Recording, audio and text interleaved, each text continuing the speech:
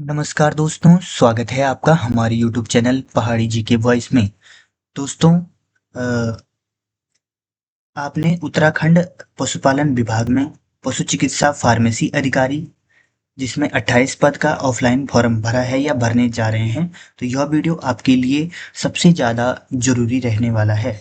मैंने पिछले वीडियो में आपके बहुत सारे कमेंट देखे और आपके बहुत सारे कमेंट आए थे, जैसा बी फार्मा वाले भर सकते हैं, सिलेक्शन एग्जाम से होगा या बैच विथ मेरिट से होगा, डॉक्यूमेंट सेल्फ अटेस्टेड करने हैं या किसी भी गजेटेड ऑफिसर से करने हैं, तो ई चालान फीस कैसे जमा होगी और फॉर्म में कहाँ क्या भरना है। तो इस माध्यम में मैं आपको सभी के जवाब देने वाला हूँ। मैंने पहली वीडियो में भी पूरे जवाब दिए थे, लेकिन उससे भी थोड़ा सा मतलब और सवाल आ चुके हैं और मैं नहीं चाहता हूँ कि आप इससे बार बार परेशान रहे। जितने दोस्त इसमें जुड़ेंगे उनको कोई भी प्रॉब्लम नहीं होनी चाहिए। इस विषय में मैं आपके लिए एक वीडियो बना रहा हूँ, जिसमें मैं आपको इसमें पूरी पूरी जानकारी देने वाला हूँ, क्योंकि काफ़ी लोगों के एक ही कमेंट हैं कि बी फार्मा वाले भर सकते हैं या नहीं भर सकते हैं, या सिलेक्शन कैसे होगा, एग्ज़ाम कब होगा, फीस कैसे कटानी है। तो इन सभी का जवाब मैं आपको एक ही वीडियो के माध्यम से देने वाला हूँ, एक एक करके, जो आपके ऑफिशियल नोटिफिकेशन के सभी ज़्यादा मुख्य बिंदुओं को बिल्कुल सटीक और आधिकारिक समाधान में आपको दूंगा। वीडियो को बिना स्किप किए पूरा देखिएगा ताकि आपका फॉर्म पहली बार में ही स्वीकृत हो जाए। तो चलिए बिना देरी किए शुरू करते हैं। दोस्तों, आपको मैं ये वीडियो इसलिए बना रहा हूँ जिससे मुझे, क्योंकि कमेंट में ऐसा होता है कि आप तो कमेंट करोगे लेकिन कभी टाइम नहीं मिलता है, और उस चक्कर में क्या होता है कि आपका जो फॉर्म भरने का टाइम चला जाता है, और जिससे मैं यह चाहता हूं कि आपको इसमें कोई भी दिक्कत ना हो। इसलिए मैं वीडियो में सब जानकारी आपको बता रहा हूं। मैं वो सभी जानकारी इसमें दूंगा जिसकी आपको ज़रूरत है। वैसे मैंने बता रखा था, लेकिन उससे भी ज़्यादा कुछ और बताने योग्य आ चुकी हैं बातें, जिसमें काफ़ी लोगों को दिक्कत हो रही है। तो उसमें मैं क्या करूँगा, आपको पूरी पूरी जानकारी दूंगा। ठीक है दोस्तों, तो सबसे पहले हम क्या करते हैं कि कमेंट से पहले इसको जरूर देख लेंगे हैं एक बार, और एक बार बता देते हैं। सबसे पहले एक कमेंट का जवाब मैं इसी से, जो ये फॉर्मेट है इसी से मैं सबके एक एक करके जवाब देता हूँ। दोस्तों, सबसे पहले आया था कि सर एड्रेस में किस एड्रेस पर भेजना है। तो दोस्तों, पशुपालक जो निर्देशालय उत्तराखंड मथुरवाला देहरादून, ठीक है, इस पर भेजना है। और इसको भी मैं अभी ढंग से बता रहा हूँ, लेकिन अभी यहाँ पे लिखा था तो मैंने ये बता दिया। ठीक है, अब आप ढंग से देख लो इसको, कहीं पर भी आप स्किप मत करना। स्किप करोगे फिर आपको कमेंट करना पड़ेगा, फिर आप कमेंट करोगे तो उसी के चक्कर में आप रहोगे, आपका फॉर्म पता नहीं कब तक भरा जाएगा। इससे बढ़िया एक बार इस वीडियो को पूरा देख लेना, जिससे जो भी आपका मतलब जितने भी आपके कंफ्यूजन होंगे वो सभी दूर हो जाए। तो पशुपालन विभाग उत्तराखंड के अंतर्गत राजकीय पशु चिकित्सालयों में पशु चिकित्सा फार्मेसी अधिकारी वेतन लेवल 6 और में रिक्त पदों पर चयन हेतु। तो दोस्तों, इसमें तो आपको कुछ बताने के लिए नहीं है। इसमें एक चीज है कि जो ये पोस्ट है ये राजकीय पशु चिकित्सालयों में किसके लिए है, पशु चिकित्सा फार्मेसी अधिकारी, यानी जो वेटनरी फार्मासिस्ट होते हैं उनके लिए है। तो इस पर एक कमेंट आया था कि इस पर एक कमेंट था, तो मैं कौन सा कमेंट था, मैं अभी देखता हूँ कमेंट को, उसके बाद मैं आपको इसका जवाब दूंगा। एक कमेंट है क्या इस पर। तो कमेंट था दोस्तों इस पर कि diploma in pharmacy D pharm, जो डी फार्मा वाले भर सकते हैं, क्या डिप्लोमा केवल वेटनरी से होना चाहिए। तो दोस्तों, इसका जवाब आप सुन लो ढंग से। विज्ञप्ति के अनुसार अभ्यर्थी के पास फार्मेसी एलोपैथिक में डिप्लोमा होना चाहिए। यदि आपके पास डी फार्मा एलोपैथिक से किया है और आपका रजिस्ट्रेशन उत्तराखंड फार्मेसी काउंसिलिंग में है, तो आप क्या कर सकते हैं, आवेदन कर सकते हैं। अब मैं आपको बताता हूँ, ये देखो यहाँ पर लिखा है।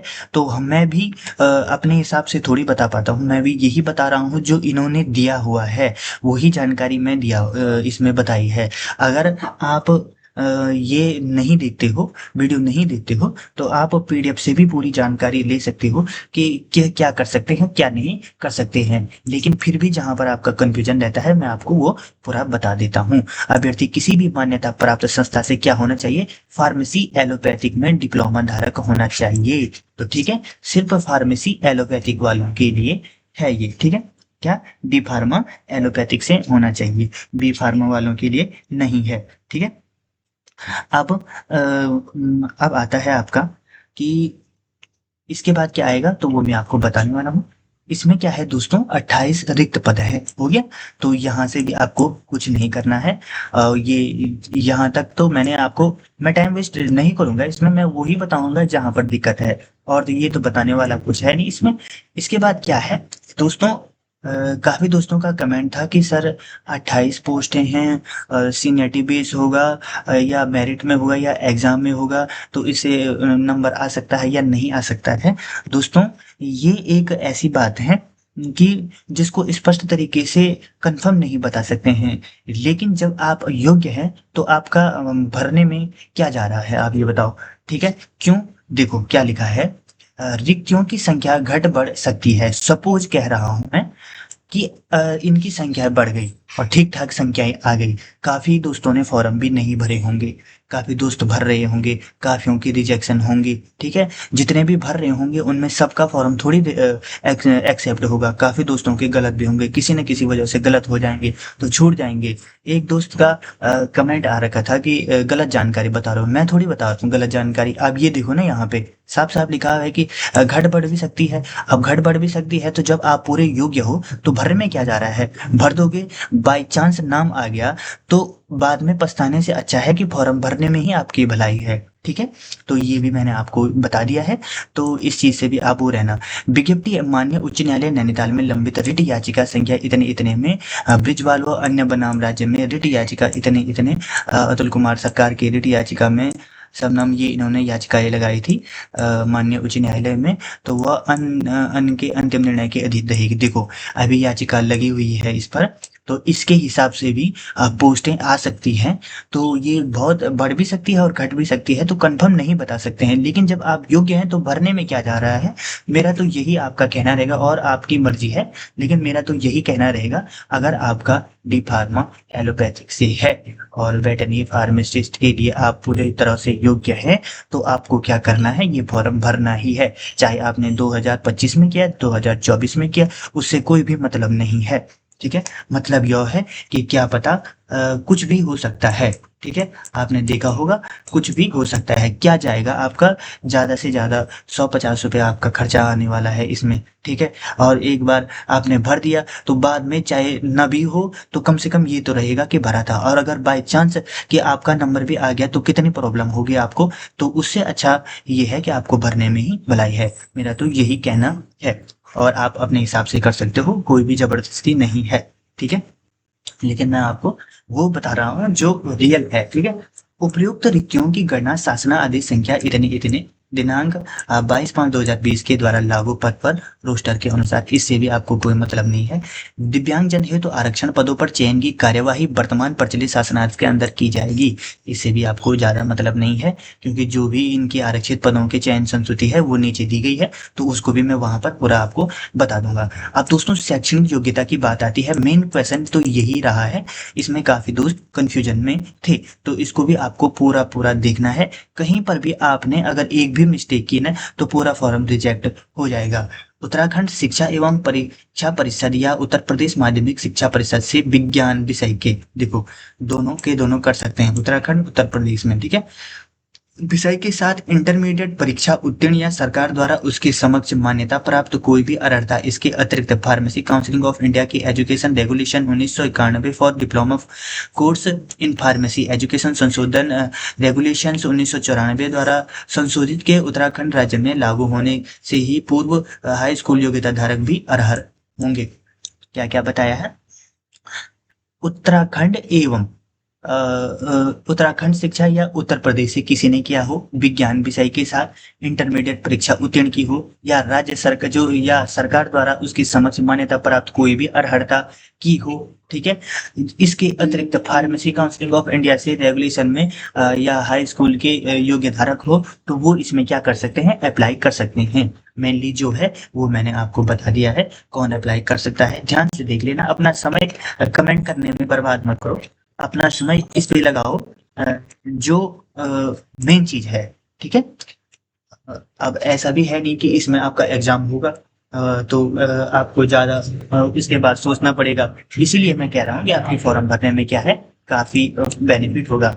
अन्य अनिवार्य अर्हताएं हैं। आवेदन हेतु अभ्यर्थी को निम्नलिखित अर्हताएं भी पूर्ण करना है। क्या करना है? आवेदन के समय अभ्यर्थी के रजिस्टर्ड उत्तराखंड फार्मेसी काउंसलिंग में पंजीकरण होना अनिवार्य है। ये हमने आपको बता दिया है। जब तक आपका काउंसलिंग में पंजीकरण नहीं होगा तो आपका ये करके कोई भी फायदा, फॉर्म भर के कोई भी फायदा नहीं है। तो ये भी आपको जरूर करना है। अभ्यर्थी को आवेदन के समय उत्तराखंड राज्य में स्थित किसी भी सेवा योजन कार्यालय में पंजीकरण करना होना आवश्यक है। तो देखो, सेवा योजन कार्यालय में पंजीकरण भी होना आवश्यक है और काउंसलिंग, उत्तराखंड फार्मेसी काउंसलिंग में भी पंजीकरण होना आवश्यक है। आवेदन हेतु वही अभ्यर्थी पात्र होगा जिसने अपनी हाई स्कूल एवं इंटरमीडिएट अथवा इसके समक्ष स्तर की शिक्षा उत्तराखंड में स्थित मान्यता प्राप्त, देखो यहाँ पर भी लिखा हुआ है, आवेदन हेतु वही अभ्यर्थी पात्र होंगे जिसने अपनी हाई स्कूल तथा इंटरमीडिएट या इसके समक्ष स्तर की शिक्षा उत्तराखंड राज्य में स्थित मान्यता प्राप्त से। तो अर्थात ये कुल मिला के किसके लिए है? उत्तराखंड वालों के लिए है। ठीक है, उत्तराखंड से इन्होंने या तो हाई स्कूल किया हो या तो इंटरमीडिएट किया हो, ये होना चाहिए, तभी इसको भर सकते हैं। अदर स्टेट के भी इसके समक्ष स्तर की, तो ये यहाँ पर साफ साफ लिखा है। या तो यहाँ से क्या होना चाहिए? इंटरमीडिएट होना चाहिए, या तो हाई स्कूल होना चाहिए, या इसके समक्ष कुछ भी हो, जैसे फार्मेसी भी उत्तराखंड से हुई हो, तभी ये भर सकते हैं। इसके बाद आपका आता है अर्धसैनिक बलों में। तो इसमें इससे भी एक कमेंट था हमारा, तो इससे भी मैं वो पूरा कर दूंगा। यह कि अर्धसैनिक बलों में कार्यरत तथा राज्य सरकार अथवा उसके अधीन स्थापित किसी भी राजकीय अर्धशासनिक संस्था में नियमित पदों पर नियमित रूप से नियुक्त कर्मचारियों, केंद्र सरकार अथवा केंद्र सरकार में सार्वजनिक उपकरणों में नियमित पदों पर नियमित रूप से उत्तराखंड में कार्यरत ऐसे कर्मी जिनकी सेवा उत्तराखंड से बाहर स्थानांतरित नहीं हो सकती है, स्वयं अथवा उनकी पति पत्नी जैसी भी स्थिति हो, तथा उनके पुत्र पुत्री राजकीय सेवाओं में समूह के सीधी भर्ती के पदों पर चयन हेतु तो आवेदन के लिए पात्र होंगे। तो ये भी इसमें पात्र हैं। तो ये भी आप समझ जाओ कि जिनकी सेवा स्थानांतरित नहीं की जा सकती है वो भी पात्र है। ठीक है, यह और राज्य अस्थायी निवासी आजीविका अध्ययन हेतु उत्तराखंड में बाहर निर्वासित हैं तो स्वयं अथवा उनके पति पत्नी सीधी भर्ती पर आवेदन के लिए पात्र है। कोई भी अगर यहाँ से भी बाहर है अस्थायी निवासी, जो आजीविका अध्ययन हेतु कोई भी बाहर निर्वासित होगा तो वो भी भर सकता है। ठीक है, जैसे पहले से ही मतलब बाहर रहते हैं कहीं, ठीक है, गांव से बाहर रहते हैं आजीविका के लिए, तो वो भी भर सकते हैं। ऐसा ना सोचे कि हम उत्तराखंड में नहीं है, मतलब सपोज वो उत्तर प्रदेश में रहते हैं तो ऐसा ना सोचे कि हम उत्तर प्रदेश में रह रहे हैं तो नहीं भर सकते, वो भी भर सकते हैं। ठीक है, अब अधिमान अर्हता है दोस्तों, अन्य बातों के समान होने पर ही ऐसे अभ्यर्थी को किसी का, जैसे सपोज कह रहा हूं मैं, मेरिट में एक दो अभ्यर्थी हैं, दोनों के सपोज कह रहा हूं मैं खाली उसके लिए, एग्जाम्पल के लिए, दोनों की दो दो नंबर आ गई है। अब दो दो नंबर आ गई है तो किसको वरीयता दी जाएगी, किसका सिलेक्शन होगा?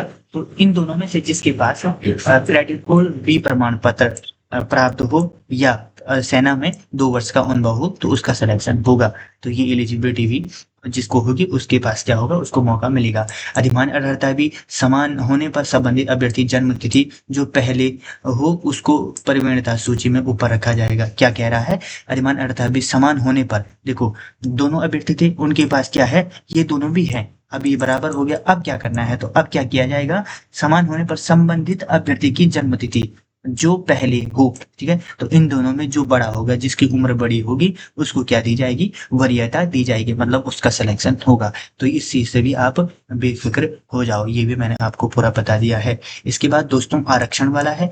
आरक्षण क्या है कि उत्तराखंड में अनुसूचित जाति, अनुसूचित जनजाति, अन्य पिछड़ा वर्ग एवं आर्थिक रूप से कमजोर वर्ग अभ्यर्थियों को राज्य सरकार के शासनादेश के अनुसार ऊर्ध्वाधर आरक्षण का लाभ अन्वय होगा। और ये 36 आरक्षण, ये तो सब जगह जो जैसा चल रहा है वैसा ही है।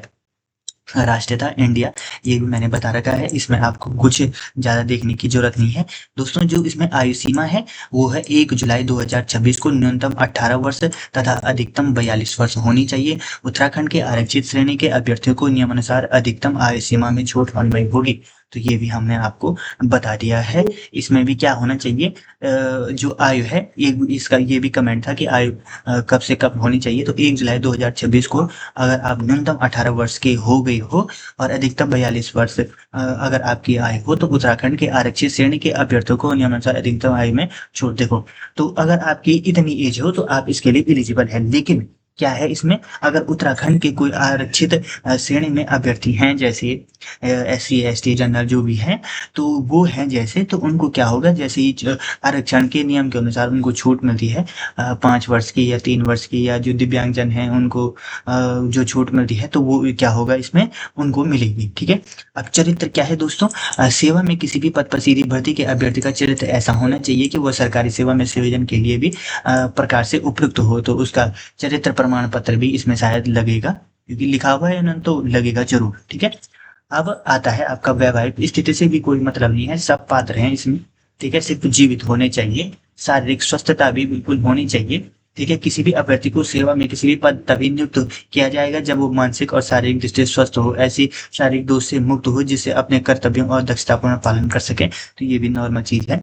ठीक है। फीस का दोस्तों, उत्तराखंड राज्य के अनुसूचित जाति, अनुसूचित जनजाति, आर्थिक रूप से कमजोर पिछड़े वर्गों के लिए 150 रुपये फीस है, तथा सामान्य श्रेणी अन्य पिछड़े वर्ग के लिए 300 फीस है। ये IFMF पोर्टल से ई चालान के माध्यम से विभाग या राजस्व लेखा शीर्षक और इतने क्या, देखो 040300800800900900 में ऑनलाइन जमा करने हैं, तो चालान की सत्यापित प्रति आवेदन पत्र के साथ संलग्न करना अनिवार्य है। ये हमने आपको वीडियो के माध्यम से स्टेप बाय स्टेप पूरा बता रखा है, तो आपको वहां से ये कर देना है। इसके बाद दोस्तों क्या है कि आवेदन की अंतिम तिथि, आवेदन पत्र केवल रजिस्टर्ड डाक स्पीड पोस्ट से निर्देशक पशुपालन विभाग, उत्तराखंड प्रशासनिक भवन, मोथरोवाला पोस्ट ऑफिस, मोथरोवाला, देहरादून के कार्यालय में दिनांक 12/9/2026 तक स्वीकृत किए जाएंगे। अन्य देखो एड्रेस दे रखा है ना, तो प्रशासनिक भवन लिखना है, मोथरोवाला पोस्ट ऑफिस, मोथरोवाला, देहरादून। ठीक है। तो ये आपको उसमें यहाँ इस पते पर डालना है, कब तक, 12 सितंबर तक। ठीक है। ये भी मैंने बता रखा है कि जल्दी जल्दी कर लेना, क्योंकि इसका भी अपना अलग महत्व है। आवेदन लिफाफे की शीर्ष भाग पर लिखना है पशु चिकित्सा फार्मेसी अधिकारी के पद है, तो आवेदन पत्र, ये भी मैंने आपको डिटेल वाइज फॉर्म भरने वाली वीडियो में पूरा बता रखा है। ठीक है। लेकिन इसमें जो कमेंट थे वो मैंने आपको बताने हैं। अब मैं अभी पूरी कमेंट आपको बताऊंगा, मैं ये इससे वेरीफाई करके बताऊंगा पूरा कि क्या क्या है, अभ्यर्थी का चयन क्या होगा। दोस्तों इससे सबसे ज्यादा कमेंट इससे थे, तो इसके देखो आप, उत्तराखंड पशु चिकित्सा फार्मेसी सेवा नियमावली 2010 एवं उत्तराखंड पशु चिकित्सा फार्मेसी सेवा संशोधन नियमावली 2011 के प्रावधानों के अनुसार चयन किया जाएगा। किसके, 2010 और 2011 में जो प्रावधान थे उसके नियम के अनुसार ही चयन किया जाएगा। ऐसा नहीं था कि 2010 में जो है तो उनका होगा, या 2011 में जिनका, ऐसा नहीं है। ये नियमावली के अनुसार होगा, जो 2011 में 2010 में थी उसके हिसाब से। ठीक है। लेकिन मेनली 2011 के नियमावली अनुसार, प्रावधानों के अनुसार चयन होगा। तो वो क्या थे, उक्त प्रावधानों के अनुसार चयन सीमित अभ्यर्थी की योग्यता क्रम में, जैसा कि डिप्लोमा परीक्षा में उनके द्वारा अंक प्राप्त होकर प्रकट हो, एक सूची अभ्यर्थियों की डिप्लोमा परीक्षा के उत्तीर्ण वर्षवार तैयार की जाएगी। तो ये वर्षवार होगा। इसमें क्या होगा दोस्तों, सपोज कह रहा हूं मैं, देखो जैसे सबसे पहले जिन्होंने किया होगा तो उनका सिलेक्शन होगा, उसमें क्या होगा, अंकों के आधार पर होगा। तो अंकों के आधार पर होगा, तो अंकों के आधार पर क्या होगा, सपोज मतलब किसी के 92% हैं। ठीक है। तो सबसे पहले तो उसका होगा, उसके बाद उसमें काफी कम है, और वर्ष बार में अगर 2000 सपोज कह रहा हूँ मैं, ठीक है, 2010 में है, 2010 में 92 वाला एक मिला, तो 2000 फिर 11 का नंबर आएगा, उसमें जो हाईएस्ट हो गए तो उनको मिलेंगे। ऐसा नहीं कि 2010 में एक 92 वाला है, एक 98 वाला है, या मतलब सॉरी 85 वाला है, ऐसा वाला होगा तो उन्हीं को सबको मिलेगा, ऐसा नहीं होगा। अंकों के आधार पर वर्ष बार होगा, जैसे 2011 है, 12 है, या 17 18 जो भी है क्या, तो उसमें जिनके ज्यादा नंबर होंगे उन्हीं को वरीयता मिलेगी वर्षवार के हिसाब से। तो पहले वर्ष में जैसे सपोज है 2014 में जैसे किसी के 94 हैं, और 2015 में अगर किसी के 95 हैं, तो इन दोनों को वरीयता मिलेगी। उसके बीच में चाहे कम ज्यादा उससे नहीं है मतलब, इन्होंने साफ साफ लिखा है, मैं कुछ भी अपने हिसाब से नहीं कह रहा हूँ, आप खुद देख सकते हो, लिखा है डिप्लोमा परीक्षा की उत्तीर्ण वर्षवार तैयार की जाएगी, लेकिन किसके, उनके द्वारा प्राप्त अंकों के प्रकट हो। ठीक है। जो उनके द्वारा अंक लिए गए उसके हिसाब से वर्षवार होगी, और जिनके ज्यादा होंगे उन्हीं को मिलेगी। ये भी मैंने आपको बता दिया है, आपको इस पे भी कमेंट करने की कोई भी आवश्यकता नहीं है। अपना समय बहुत कीमती है, आप कहीं पर भी वो मत करना, अपना समय ऐसे ही लगाओगे, कितनी एज है, ये है, ये तो ये इसमें तो आपका सभी टाइम निकल जा रहा है। ठीक है। तो इस चीज में आपको अपना वो देख लेना है, मैंने ये भी बता दिया है। देखो मैं कुछ भी अपनी तरफ से नहीं कह रहा था, लेकिन काफ़ी दोस्तों ने तो काफ़ी अच्छे कमेंट किए थे।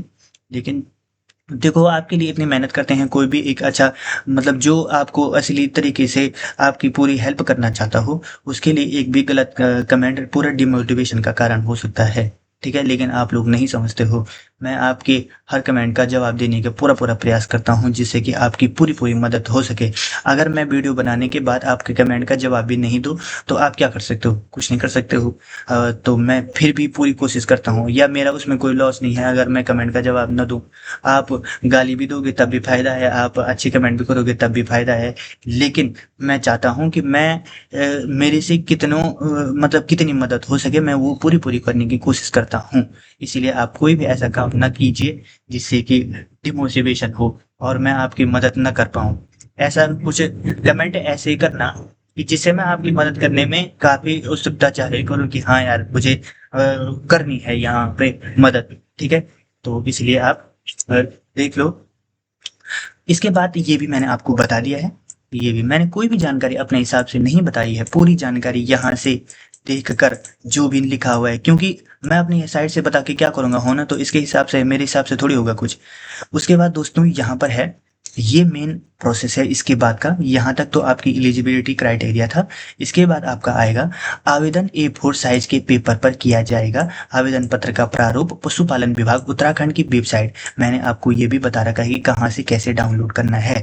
एक बार आप उसको A4 साइज पेपर पर डाउनलोड कर देना। 2 पेज निकलेंगे। 2 पेज निकलने के बाद क्या होगा, स्टेप बाय स्टेप इसलिए बता रहा हूँ कि काफ़ी कमेंट ऐसे भी थे कि जिनमें ये बताना भी बहुत आवश्यक है। ठीक है? तो डाउनलोड करने के बाद आपको क्या करना है, वो अपूर्ण समाचार पत्रों की कटिंग, ठीक हो, ये भी मैंने आपको बता रखा था कि कोई भी जो समाचार पत्रों में कटिंग वगैरह आई थी वो नहीं करना है। मेन करना है क्या, जो साइट से डाउनलोड करना है। डाउनलोड करने के बाद आपको उसका प्रिंट निकाल देना है, A4 साइज पे प्रिंट निकालना है, अपने पास रख देना है। उसके बाद क्या करना है, आवेदन पत्र पर जो नवीनतम प्रमाणित पासपोर्ट साइज फोटो होगी, वो फोटो को अवश्य लगाना है, अन्यथा आवेदन पत्र निरस्त कर दिया जाएगा। उस पर आपकी फोटो अनिवार्य होना है, और उसमें आपको क्या करना है, तिरछे पर थोड़ा फोटो पर और थोड़ा पेपर से बाहर हस्ताक्षर जरूर करना है, क्योंकि तब आपकी पता चल जाएगी आपने किया है। ठीक है? आवेदन पत्र के साथ आवेदन अपने शैक्षणिक प्राविधिक अर्हता संबंधित प्रमाण पत्रों एवं समस्त अंक तालिकाओं, अधिमान अर्हता, जन्म तिथि, आरक्षण संबंधी उत्तराखंड फार्मेसी काउंसिलिंग में पंजीकरण एवं उत्तराखंड राज्य के किसी भी सेवा योजन कार्यालय में पंजीकरण संबंधित प्रमाण पत्रों की प्रमाणिक छाया प्रति संलग्न करना अनिवार्य है। ठीक है? तो ये तो नॉर्मली बात है, जितनी भी आपकी वो हैं सब जितनी भी अर्हताएँ हैं सबको उसके साथ पंजीकरण करके क्या करना है, प्रमाण पत्रों को प्रमाणित कर, देखो यहाँ पे लिखा है प्रमाणित छाया प्रति संलग्न करनी है। प्रमाणित और सेल्फ प्रमाणित मतलब स्वप्रमाणित और प्रमाणित में काफ़ी अंतर होता है। ये भी आपको ये भी मैंने बताया था उस वीडियो में, लेकिन मैंने उस हिसाब से बताया था कि मैंने कहा कि लगभग आ ही जाता होगा सबको, तो मैंने उस हिसाब से बताया था कि इनको प्रमाणित करवा देना या कर देना, तो वो आपने उस पर ध्यान नहीं दिया होगा, तो इसलिए गलत हो सकता है। प्रमाणित छाया प्रति का मतलब होता है दोस्तों कि किसी गैजेटेड ऑफिसर से क्या करना है, या किसी डॉक्टर से करा लो, प्रिंसिपल से करा लो, उनसे क्या करना है, इसको प्रमाणित कराना है। साफ साफ यहाँ पे लिखा हुआ है। ठीक है? प्रमाणित और स्वप्रमाणित में काफी अंतर होता है। कमेंट आ रही थी कि स्वप्रमाणित करना है, तो जब यहाँ प्रमाणित लिखा है तो स्वप्रमाणित कैसे? ठीक है? तो इस चक्कर में भी काफी कंफ्यूजन हो गया था। आवेदन पत्र के साथ उत्तराखंड फार्मेसी काउंसिलिंग में पंजीकरण संबंधित वैध प्रमाण पत्र, ठीक है, फार्मेसी का वैध प्रमाण पत्र होना चाहिए। नवीनीकरण की दशा में पंजीकरण आवेदन की तिथि को वैध होना चाहिए। ठीक है? इसको बिल्कुल वैध होना चाहिए, नवीनीकरण की तिथि में भी वैध होना चाहिए, ऐसा नहीं कि पुराना हो गया हो। ठीक है? प्रमाणित छाया प्रति अवश्य संलग्न करें। इसकी भी जो प्रमाणित मतलब प्रमाणित समझ रहे हो ना आप? बता दिया मैंने कि गजेटेड ऑफिसर से प्रमाणित करवाना है। आवेदन में जो पंजीकरण का नंबर एवं दिनांक अंकित किया जाए, अन्यथा आवेदन पत्र निरस्त कर दिया जाएगा। देखो साफ साफ लिखा है कि आवेदन में पंजीकरण का नंबर एवं दिनांक को क्या करना है, अंकित करना है। लिखा तो होगा, लेकिन उसको अपनी साइड से भी आपको क्या करना है, लिख के रख देना है। ये भी मैंने आपको बता दिया है, यहाँ पर भी आप बिल्कुल भी कंफ्यूज मत होना। आवेदन पत्र के साथ आवेदक उत्तराखंड राज्य में स्थित किसी भी सेवा योजन कार्यालय में पंजीकरण संबंधी वैध प्रमाण पत्र, नवीनीकरण की दशा में भी पंजीकरण आवेदन की तिथि को वैध होना चाहिए। तो ये भी मैंने आपको बता दिया है। प्रमाणित छाया प्रति अवश्य संलग्न करें, और पत्र में पंजीकरण आवेदन पत्र का नाम एवं पंजीकरण नंबर अवश्य अंकित किया जाए, अन्यथा देखो अगर आप पत्र में ये नहीं लिखोगे तो निरस्त कर दिया जाएगा। ठीक है। जिन्होंने भर दिया है तो उनका ठीक है, अभी अभी तक पोस्ट नहीं किया तो वो सब इतने चेंज कर सकते हो अभी तक। लेकिन जिन्होंने पोस्ट कर दिया है तो फिर उनको फिर से देखना पड़ेगा कुछ ना कुछ। ठीक है। अभ्यर्थी द्वारा प्रस्तुत प्रमाण पत्र आवेदन पत्र जमा करने की अंतिम तिथि से को अवश्य वैध होना चाहिए। देखो, जो आवेदन प्रमाण पत्र है जमा करने की अंतिम तिथि को अवश्य वैध होना चाहिए। ठीक है। तो प्रमाण पत्र को भी आपने उससे जल्दी जल्दी क्या कर देना है, पोस्ट कर देना है। राजकीय सेवा में सेवारत अभ्यर्थी द्वारा आवेदन पत्र उचित माध्यम से प्रेरित किया जाएगा तथा आवेदन पत्र के साथ नियुक्ति प्राधिकरण द्वारा निर्गत अनापत्ति प्रमाण पत्र भी संलग्न किया जाना अनिवार्य हुआ। देखा, ये है ना, इसमें क्या करेंगे, जो गवर्नमेंट जॉब में होगा, और गवर्नमेंट जॉब में होगा तो वो अगर ये भरना चाहता है तो उनको क्या करना है, देखो, जो नियुक्त प्राधिकारी होगा उनका, जिस विभाग में वो होंगे, उनके द्वारा अनापत्ति प्रमाण पत्र एनओसी संलग्न करना अनिवार्य है। ठीक है। उनको उनसे एनओसी भी यहाँ पर सीधे आपको लेनी होगी। ठीक है। अपने विभाग में इसके बारे में पूछ सकते हो कि इसमें क्या क्या होगा, तो वो आपको बता देंगे। अर्हता अभ्यर्थी की पात्रता के संबंध में निर्देशक पशुपालन विभाग उत्तराखंड का निर्णय क्या होगा, अंतिम होगा। ठीक है। तो अंतिम क्या होगा उन्होंने सब बता रखा है। इसके बाद दोस्तों फॉर्म भरने का फॉर्मेट आ रहा है। अब मैंने फॉर्म भरने का पूरा फॉर्मेट आपको बता रखा है, मैं वहां पर बताऊंगा जहां पर प्रॉब्लम हो रही है। दोस्तों, अभ्यर्थी के नाम में बताने की कोई आवश्यकता नहीं है, फोटो में बताने की कोई आवश्यकता नहीं, क्योंकि मैंने ये पिछली वीडियो में पूरा बता रखा है। इसमें भी बताने की आवश्यकता नहीं है, इसमें भी विवाहित गृह जनपद और देखो अस्थायी पता और पत्र व्यवहार का पता बताने की आवश्यकता इसलिए है क्योंकि इस पर कमेंट आया था। तो इस पे क्या करना है, जहां आप का घर है वहां लिख दीजिए, अस्थायी पता लिख देना। लेकिन जहां आप रह रहे हो आपको लेटर भी वहीं चाहिए, और मतलब वहीं रहोगे काफी टाइम तक, तो यहाँ पर वो वाला पता डाल सकते हो। ठीक है। परमानेंट यहाँ पे डालना है, कॉरेस्पॉन्डिंग यहाँ पे डालना है। ठीक है। उसके बाद आता है यहाँ पे मोबाइल नंबर, तो यहाँ पे ये भर देना, इसमें कोई दिक्कत नहीं है। अभ्यर्थी क्षैतिज आरक्षण और पुरुष नागरिकता ये अलग चीजें हैं। ठीक है। यहाँ पर ये भी अलग चीजें हैं दोस्तों, ये यहाँ से काफी इंपॉर्टेंट, ही देख लो। प्रावधिक अर्हता संबंधित प्रमाण पत्र समस्त अंक तालिका विद्यमान अर्हता जन्मतिथि का पंजीकरण संबंधित, देखो यहाँ पे लिखा है प्रमाणित छाया प्रति संलग्न करना अनिवार्य है, तो इसको प्रमाणित करना है किसी गजेटेड ऑफिसर से। एक बार ये वीडियो पूरी देख लेना, उसके बाद आप फॉर्म भरना। ठीक है। तो मुझे इतना वो नहीं था कि इन इन चीजों में भी वो होगा, आपको प्रॉब्लम होगी। मैंने तो बता भी दिया था, लेकिन फिर भी आपको प्रॉब्लम होगी, तो इसलिए मैंने ये वीडियो बनाई जिससे आपको पूरी जानकारी एक ही वीडियो के माध्यम से मिल जाए। अधिमान अर्हता में आपको, अगर आपके पास है एक्सपीरियंस तो यहाँ पर डाल देना यस, या जो भी है वो डाल देना, और नहीं है तो एनए डाल देना। फार्मेसी काउंसलिंग जो पंजीकरण है, रजिस्ट्रेशन का नंबर यहाँ पे डाल देना, और दिनांक यहाँ पे डाल देना। ठीक है। ये कमेंट आया था, यहाँ पे साफ साफ लिखा है, इसमें कुछ है ही नहीं कि यहाँ पे अलग से क्या डालना है। यहाँ पे साफ साफ लिखा है कि फार्मेसी काउंसलिंग में जो पंजीकरण रजिस्ट्रेशन का नंबर था वो डालना है, डेट भी यहाँ पे वो डालनी है। और यहाँ पे लिखा राज्य में सेवा योजन कार्यालय जहाँ पंजीकरण किया गया है का नाम लिखना है। तो सेवा योजन पर पंजीकरण कहाँ किया गया, जैसे आपने जहाँ भी किया है, और उसकी पंजीकरण संख्या और तिथि डालनी है। राज्य में सेवा योजन कार्यालय है ना, तो जहाँ से आपने पंजीकरण किया है वहाँ उसका नाम और वो ये लिख देना है। ठीक है। आवेदन का शुल्क का विवरण, धनराशि आपकी 300 है। ठीक है। और ऑनलाइन चालान की संख्या जैसे ही आप उसका प्रिंट निकालोगे वहां पर होगा, डेट भी उसमें लिखी हुई है, यहाँ पर आपको साफ साफ लिख देनी है। उसके बाद ये भी उतना ज्यादा इंपॉर्टेंट नहीं है, ये भी उतना इंपॉर्टेंट है नहीं, क्योंकि मैंने सब ये बता रखा है। अब मैं आपकी कमेंटों का सब जवाब देने वाला हूँ। अब एक एक करके आप सुनते रहिए, मैं आपको बताने वाला हूँ कि आपकी कमेंट किस प्रकार के थे। दोस्तों, सबसे पहला कमेंट है कि इसका सिलेक्शन सीनियरिटी बेस का पर होगा या एग्जाम होगा। तो दोस्तों, इसका कोई भी एग्जाम नहीं होगा, चयन पूरी तरह फार्मेसी डिप्लोमा परीक्षा में अंकों के आधार पर वर्षवार तैयार की जाएगी। ठीक है। एक कमेंट का जवाब हो गया।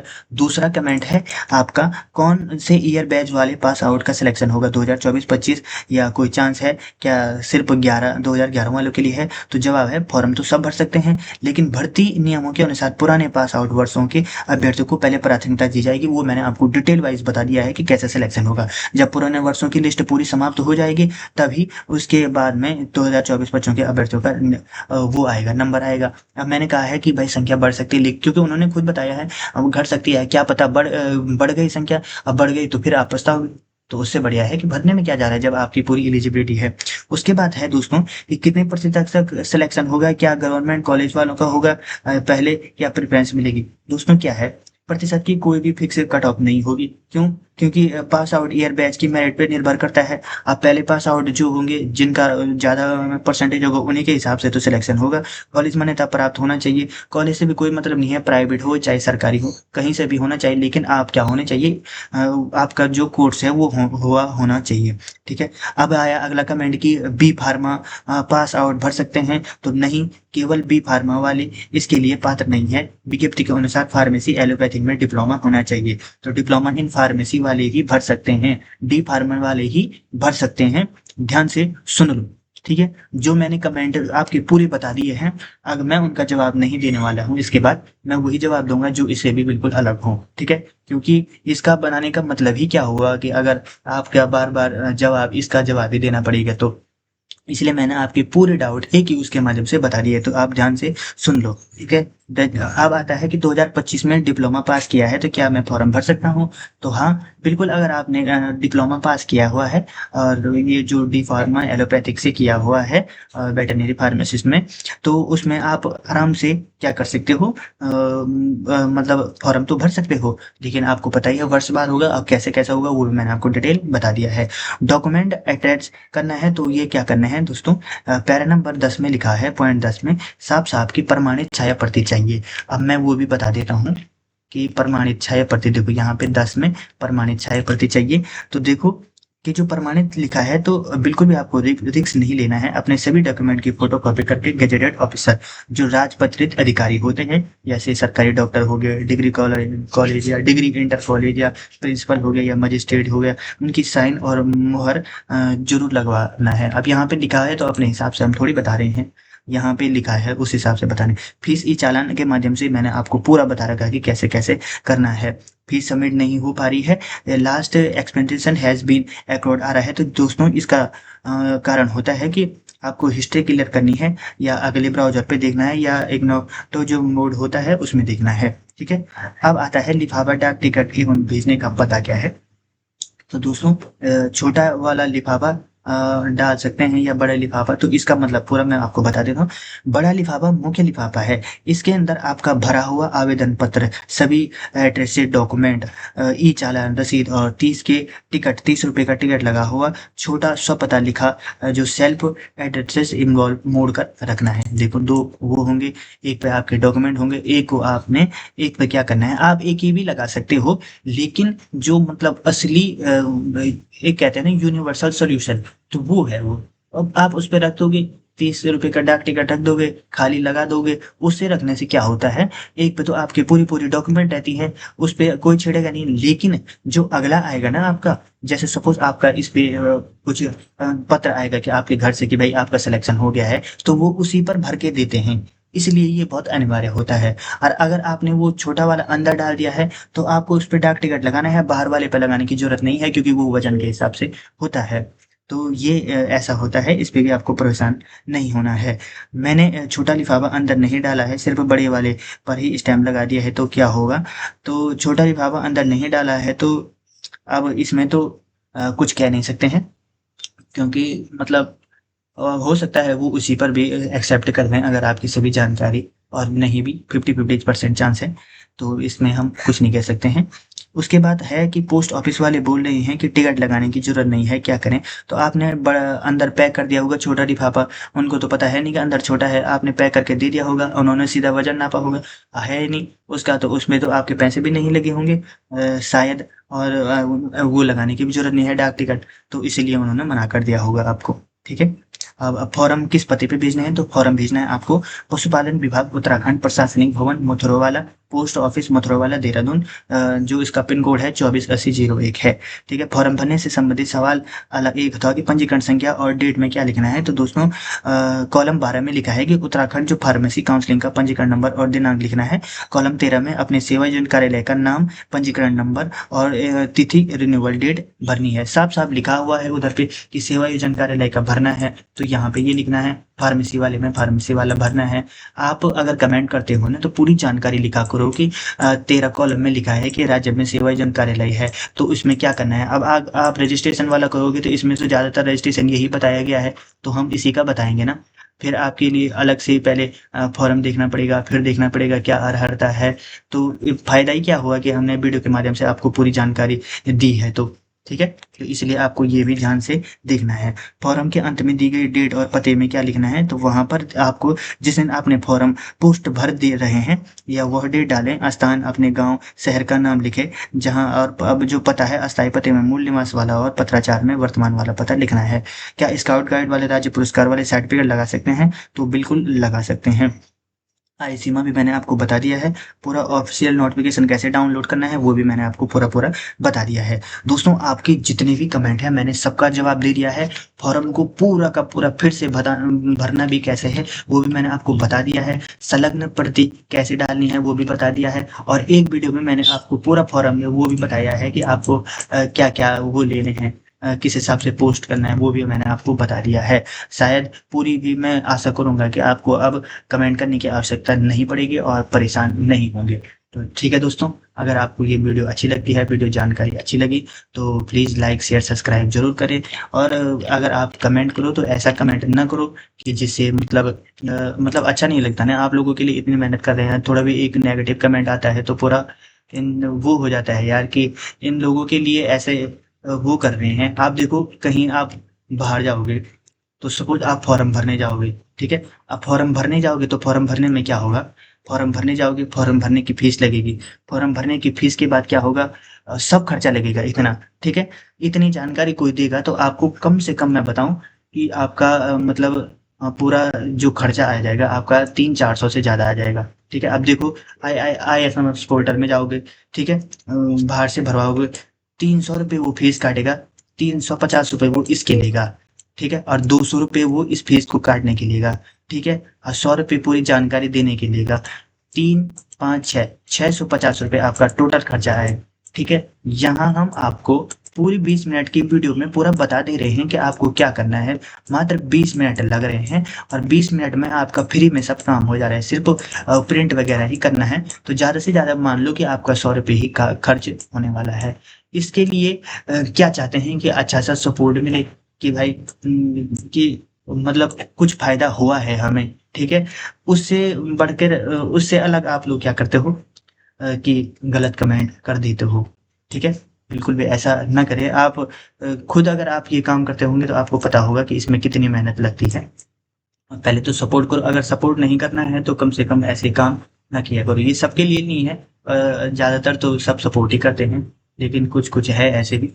तो इसलिए ऐसा बिल्कुल भी ना करिए। हाँ, अगर आपके पास कुछ अलग से जानकारी है तो वो आप दे सकते हो, ऐसा कहने की बजाय कि आप गलत कर रहे हो। उससे बढ़िया आप उसको सुधार दो कि ऐसा नहीं होना था, ऐसा है, और विद प्रूफ के साथ, ठीक है। तो इसके माध्यम से मैंने आपको पूरी जानकारी दे दी है। कहीं पर भी कोई दिक्कत होगी आपको तो बेझिझक आप कमेंट कर देना, लेकिन ऐसे कमेंट करना मतलब अनावश्यक मत करना। जहाँ पर असली जरूरत हो वहाँ पर आप कमेंट करना, ठीक है। अगर आपको वीडियो अच्छी लगी तो वीडियो को लाइक शेयर सब्सक्राइब जरूर करें। धन्यवाद।